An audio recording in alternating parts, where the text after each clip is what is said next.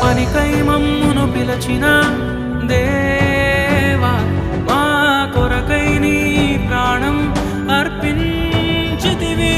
నీలో నిలచి ఉండుటే మా భాగ్యము, నీ కొరకై జీవించెదము. సేవకులారా, సువార్తికులారా, యేసయ్య కోరుకున్న శ్రామికులారా,